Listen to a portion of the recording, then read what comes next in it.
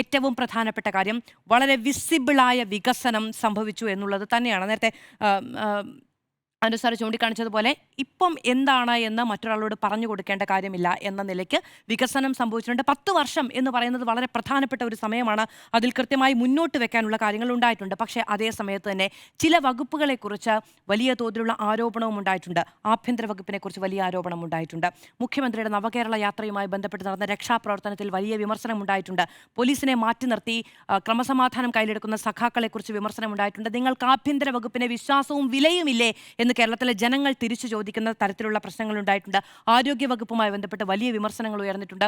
അത് ആരോഗ്യ മേഖലയെ കരിവാരിത്തേക്കാനുള്ള ശ്രമമാണ് എന്ന രീതിയിൽ പ്രതിരോധിച്ചിട്ടുണ്ട്. പക്ഷേ ചില മരണങ്ങൾ, അത് മരണവും മരണവേദനയും കണ്ട കേരളം അതിൽ സ്വാഭാവികമായും ചില നിലപാടുകൾ ഈ പറയുന്ന വിശദീകരണങ്ങൾക്കപ്പുറത്തേക്ക് ഒരുപക്ഷെ എടുത്തേക്കാം എന്നുള്ളത് പ്രധാനമാണ്.